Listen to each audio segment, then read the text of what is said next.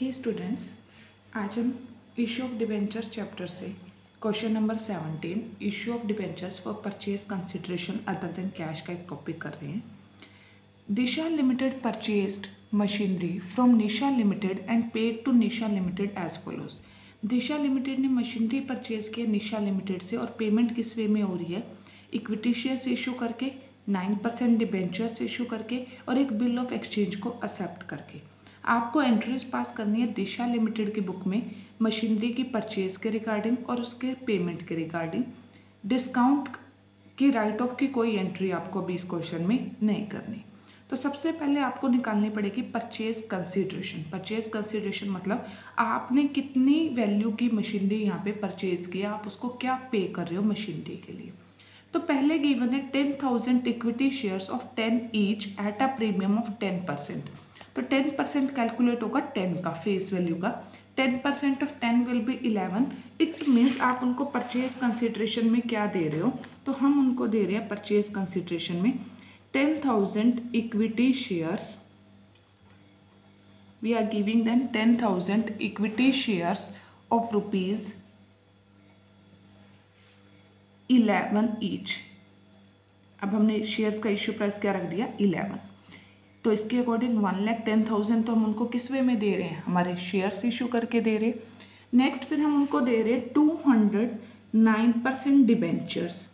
209% debentures of rupees 100 each at a discount of 10%। तो 10% किसका calculate होगा? 100 का।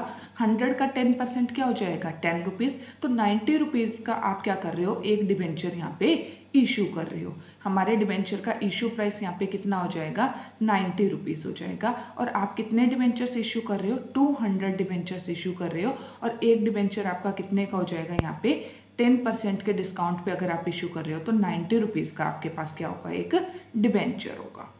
209% डिबेंचर इशूड एट ₹90 ईच। तो ये कितना हो जाएगा मेरे पास? This comes out to be ₹18,000। 18,000 के आप क्या करोगे? डिबेंचर्स इशू करोगे। ये जो 9% है ये आपकी रेट ऑफ इंटरेस्ट है जो इन डिबेंचर्स पे पे होती है। थर्ड थिंग हम क्या पे कर रहे हैं? एक balance of bills of exchange हम एक्सेप्ट कर रहे हैं। तो इट मीन्स हम यहाँ पे क्या कर रहे हैं? बिल्स पेबल एक्सेप्ट कर रहे हैं। तो अगर मैं बात करूँ बिल्स पेबल की, तो बिल्स पेबल हमने कितने का एक्सेप्ट किया? It is of 50,000 rupees. ये सब कुछ दिशा लिमिटेड किसको पे कर रही है? निशा लिमिटेड को। And its total comes out to be ₹1,78,000। ये जो 1,78,000 मेरे पास आ रहा है, this is the value of machinery which I am purchasing from Nisha limited. बस अब आपको इसकी जर्नल एंट्रीज करनी है। Journal entries are so easy to record. First entry will be you have purchased a machinery, so entry will be machinery account debited from whom we have purchased to Nisha Limited. Okay, we are purchasing this machinery from whom?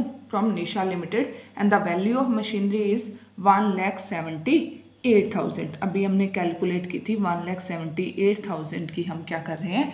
Machinery purchase कर रहे हैं। Next entry will be related to issue of shares to Nisha limited.